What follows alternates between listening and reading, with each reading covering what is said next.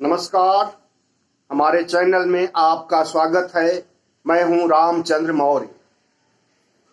साथियों, चुनाव बिल्कुल नज़दीक आ गया। मतदान कल सुबह शुरू हो जाएगा प्रथम चरण के लिए पश्चिमी उत्तर प्रदेश में।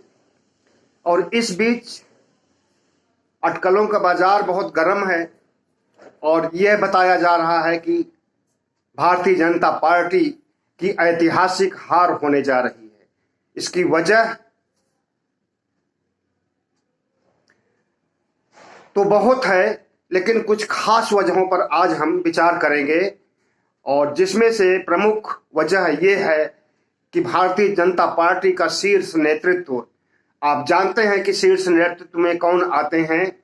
शाह और मोदी नहीं चाहते हैं। शीर्ष नेतृत्व नहीं चाहता है कि योगी चुनाव जीतें और वे किसी भी तरह से 2024 में प्रधानमंत्री पद के लिए अपनी उम्मीदवारी जाहिर करें। साथियों, भारतीय जनता पार्टी आरएसएस में ऐसी कुछ अंदर ही अंदर चल रहा है जिससे आरएसएस भारतीय जनता पार्टी पर भारी पड़ने की कवायद कर रहा है। लेकिन भारतीय जनता पार्टी भी को यह समझ है, उसके शीर्ष नेतृत्व को यह समझ है कि आरएसएस को हावी न होने दे। आरएसएस चाहता है कि उत्तर प्रदेश सेमीफाइनल हो और फाइनल केंद्र का चुनाव। सेमीफाइनल जीतने के बाद फाइनल में भी योगी आए। और भारतीय जनता पार्टी मोदी के अलावा किसी को बर्दाश्त नहीं करने के मूड में है। अब रस्साकसी है तो भारतीय जनता पार्टी और आरएसएस के बीच है। इसकी वजह यह है कि मुख्यमंत्री योगी और अमित शाह उनकी मंडली से मतलब अमित शाह और प्रधानमंत्री मोदी और अनुराग ठाकुर जैसे कई नेता जो मंत्रिमंडल में हैं, वे लोग योगी के पर कतरने की पूरी कोशिश कर रहे हैं और काफी हद तक पर कतरे भी जा चुके हैं। योगी के मन मुताबिक सीट बंटवारे में योगी के चहेता विधायकों को या चहेता प्रत्याशियों को जगह नहीं दी गई। इससे योगी बहुत खफा हुए, यहां तक कि उन्होंने चुनाव में शामिल होने या चुनाव लड़ने तक की अनिच्छा जाहिर कर दी थी। गुस्सा इस स्तर तक बढ़ गया था, लेकिन समझाया गया। और उसके बाद योगी आदित्यनाथ अयोध्या से लड़ने की जिद कर रहे थे, लेकिन अयोध्या में भी उनकी नहीं चली और वहां से टिकट नहीं दिया गया और उन्हें फिर से गोरखपुर की ओर रुख करना पड़ा। अयोध्या में योगी को क्यों नहीं पसंद किया गया? इसके दो कारण हैं। एक कारण है अयोध्या वासियों की भारतीय जनता पार्टी से नाराजगी, आक्रोश। और दूसरा कारण है कि अगर अयोध्या से योगी आदित्यनाथ चुनाव जीत जाते हैं तो वो हिंदुत्व का ब्रांड एम्बेसडर बन जाएंगे और कट्टर हिंदू की छवि उनकी पहले से ही है, आरएसएस के पसंदीदा हैं। इसी कट्टर छवि की वजह से और फिर हो सकता है कि अयोध्या से भारी बहुमत से जीतने के बाद ये मोदी जी को भी ललकारने या मोदी जी को भी चैलेंज करने की स्थिति में आ जाएं। और मोदी का सिंहासन इसीलिए हिलने लगा कि उन्हें आशंका थी कि योगी की लोकप्रियता अयोध्या चुनाव से कहीं ऐसा न हो कि बढ़ जाए और वे भारी पड़े पार्टी पर और भारतीय जनता पार्टी के शीर्ष नेतृत्व पर। ऐसे में योगी का पर कतरने की शुरुआत की गई। इसकी शुरुआत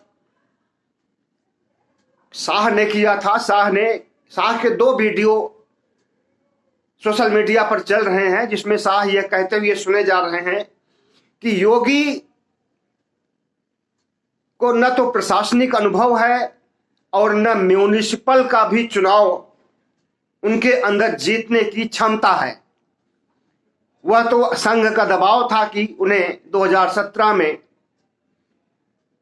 एमपी मेंबर ऑफ पार्लियामेंट से हटा करके मुख्यमंत्री बना दिया गया था। लेकिन योगी के अंदर यह शक्ति नहीं है और योगी के अंदर यह क्षमता नहीं है कि वे एक म्यूनिसिपल का भी चुनाव जीत सके। ऐसा कहते हुए पाए गए हैं अमित शाह कुछ दिन पहले एक वीडियो में। इसके क्या अर्थ निकलते हैं और इससे क्या संदेश जाता है? इससे यही संदेश जाता है कि भारतीय जनता पार्टी में सब कुछ सही नहीं चल रहा है। भारतीय जनता पार्टी अंदरूनी कलह से जूझ रही है, गुटबाजी से जूझ रही है। और एक बात ध्यान रहे कि इतिहास इस बात के लिए गवाह है कि जब कोई पार्टी अंदरूनी गुटबाजी या अंदरूनी रस्साकशी का शिकार होती है तो उसका पतन नजदीक होता है। और उस पतन की ओर हमारे कई ऐसे वाकये हुए हैं जो इंगित करते हैं कि भारतीय जनता पार्टी कभी पीक पर थी 2019 तक। उसके बाद से उसके ग्राफ गिरने लगे हैं और अब तक 10 राज्यों में वह चुनाव हार चुकी है। उपचुनाव भी उसके लिए अच्छे नहीं रहे और उपचुनाव में हार की वजह से और पश्चिमी उत्तर प्रदेश में हार की वजह से उत्तर प्रदेश हार जाने की दृष्टि से ही प्रधानमंत्री नरेंद्र मोदी ने किसान आंदोलन से संबंधित तीनों कृषि कानूनों को वापस लिया था। हालांकि वहां पर भी उन्होंने मनमर्जी चलाई थी।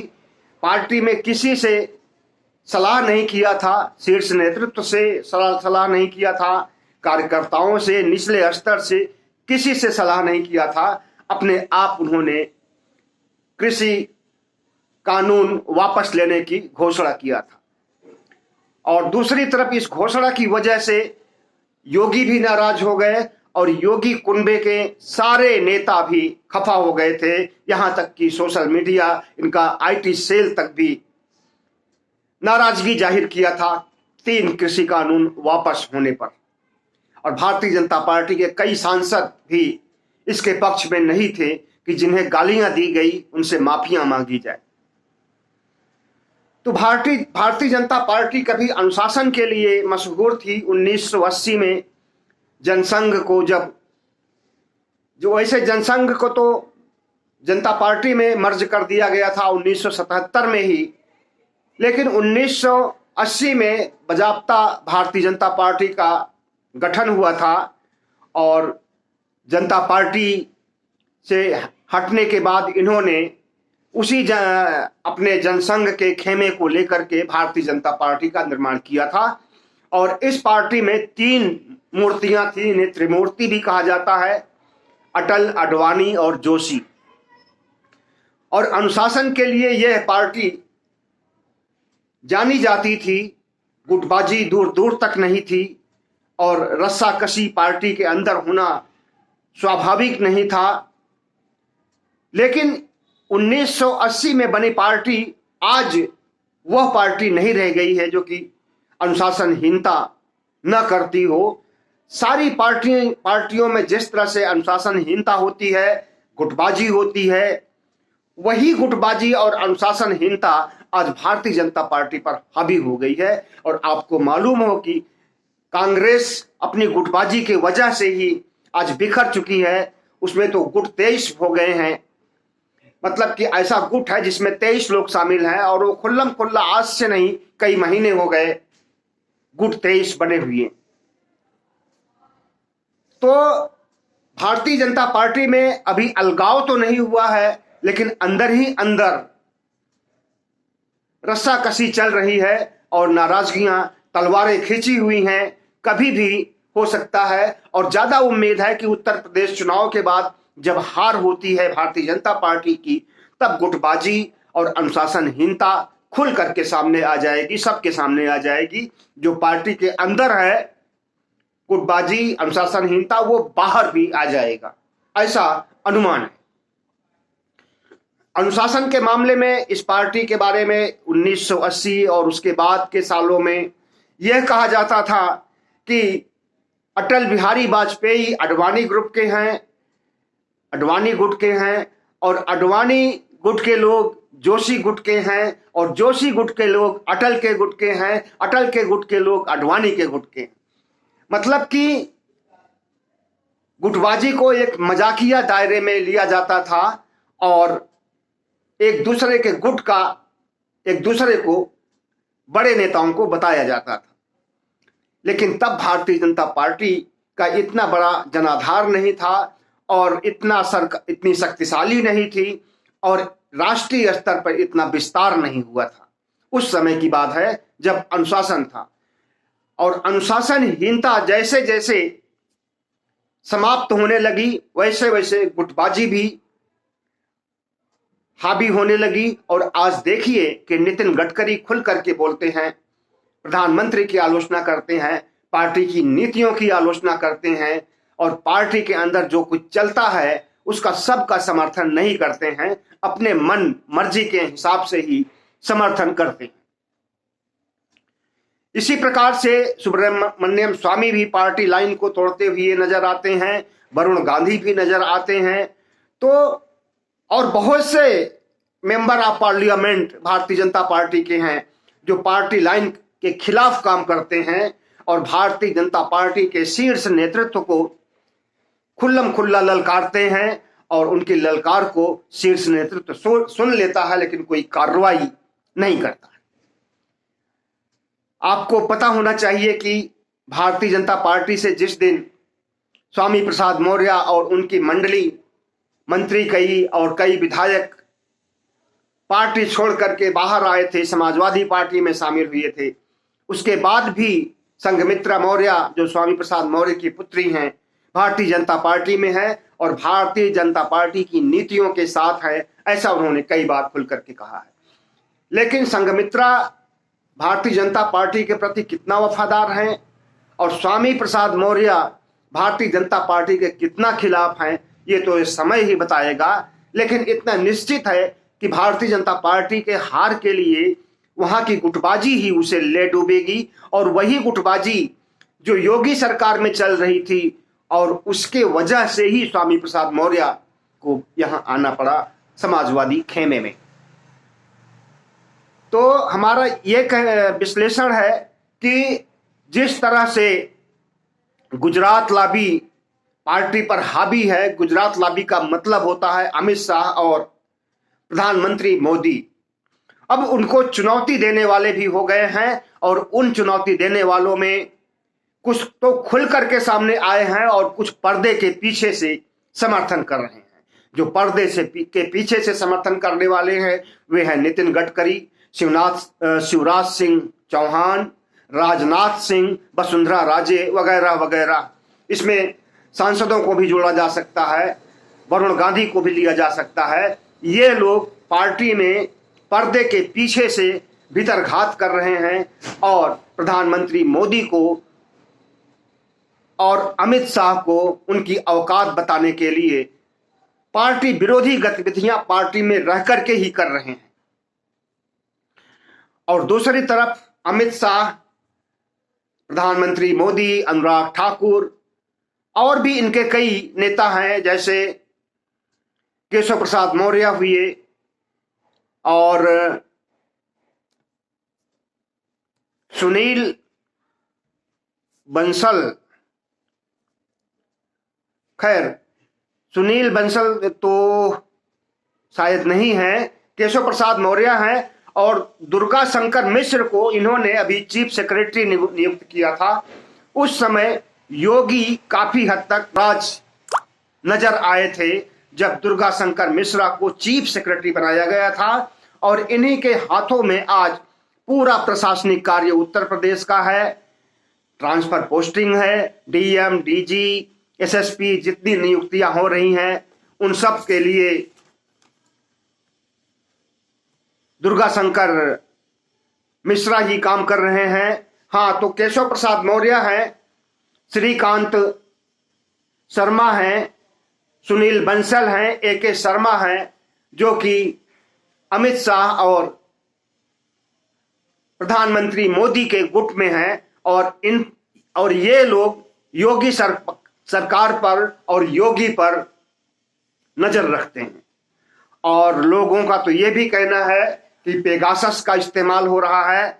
अगर पेगासस का नहीं इस्तेमाल हो सकता है, क्योंकि एक बार वो चर्चा का विषय रह चुका है और मोदी सरकार घिर चुकी है पेगासस मामले को लेकर के, हो सकता है इस सॉफ्टवेयर का उपयोग ना हो रहा हो, लेकिन फोन की रिकॉर्डिंग जरूर हो रही है, जिससे कि सूचनाओं का आदान प्रदान हो रहा है। इस खेमे की सूचना उस खेमे को और उस खेमे की सूचना इस खेमे को मिल रही। आपको पता होना चाहिए कि पेगासस जासूसी कांड में पार्टी के भीतर भी बहुत से लोग थे जिनके फोन को सुना जाता था, टेप किया जाता था, रिकॉर्डिंग की जाती थी। विपक्ष का तो किया ही जाता था, पत्रकारों का, कारोबारियों का, बड़े स्तर के, उनका फोन तो टेप होता ही था। पार्टी के अंदर भी वरिष्ठ नेताओं के भी बातचीत फोन पर सुनी जाती थी पेगासस के जरिए। तो पेगासस न सही, किसी दूसरी टेक्नोलॉजी की वजह से रिकॉर्डिंग हो रही है, ऐसा सुनने में आता है। क्योंकि जब अंदरूनी बातों और प्लानिंग को फोन पर ही एक दूसरे से बात करते हुए सुना जा सकता है और उसके हिसाब से पार्टी में कार्रवाई की जा सकती है, तो इस काम में अमित शाह से ज्यादा मास्टरमाइंड कोई नहीं हो सकता है। और अमित शाह प्रधानमंत्री मोदी के दाहिने हाथ माने जाते हैं। तो साथियों, एक आंकड़ा भारतीय जनता पार्टी ने अपना आंतरिक सर्वे कराया है और उस सर्वे के आधार पर ही भारतीय जनता पार्टी अपने निर्णय ले रही है। और उस सर्वे के अनुसार 180 से 220 सीट मिलने जा रही है भारतीय जनता पार्टी को। अगर 180 मिलती है तो उसे मैनेज करना पड़ेगा, विधायकों को तोड़ना पड़ेगा, खरीद फरोख्त करनी पड़ेगी और सरकार तब भी बनाना चाहेगी। और उसके लिए अभी से प्लानिंग चल रही है। यहां तक कि विपक्ष के विधायकों से भी अभी से ही बातचीत शुरू हो गई है, जो चुनाव लड़ने जा रहे हैं या लड़ रहे हैं। और जयंत चौधरी से तो खुल के कह दिया गया है कि अभी नहीं तो चुनाव के बाद आ जाइएगा। आपने इस चीज को सुना होगा, वीडियो देखा होगा। तो साथियों, भारतीय जनता पार्टी किसी भी हद को पार करके सरकार बनाना चाहती है और अपने आंतरिक सर्वे के अनुसार 180 से लेकर के 220 सीटें पा सकती है। तो 220 सीटें पाने पर तो कोई दिक्कत नहीं होगी, लेकिन 202 पर ही उसकी सरकार बन जाएगी, क्योंकि 202 का आंकड़ा छू लेने से सरकार बन सकती है। और अगर 220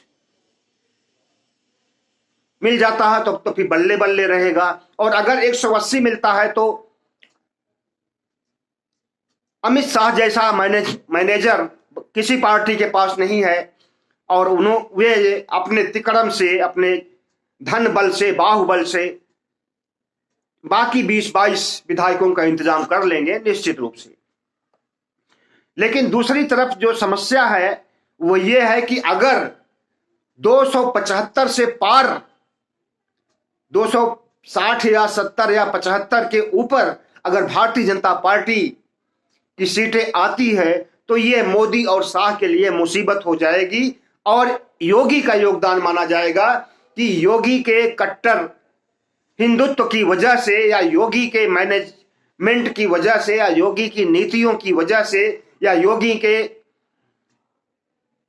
सुरक्षा के फार्मूलों की, जो कि आजकल बहुत चर्चा में है कि लड़कियों की कितनी सुरक्षा होती है, महिलाओं की कितनी सुरक्षा है, इसकी वजह से इतनी ज्यादा सीटें मिली हैं। तो निश्चित रूप से ऐसी स्थिति में फिर से योगी मुख्यमंत्री बनना चाहेंगे और शीर्ष नेतृत्व यानी मोदी और शाह वे कतई नहीं चाहते हैं कि फिर से उत्तर प्रदेश के मुख्यमंत्री योगी आदित्यनाथ बने। इनकी पसंद है केशव प्रसाद मौर्य और केशव प्रसाद मौर्य के मुखमंडल पर मुस्कान आजकल इसीलिए ज्यादा रहती है और उन्हें संकेत मिल गए हैं कि अगर भारतीय जनता पार्टी की सरकार बनती है तो उसके मुखिया केशव प्रसाद मौर्य होंगे।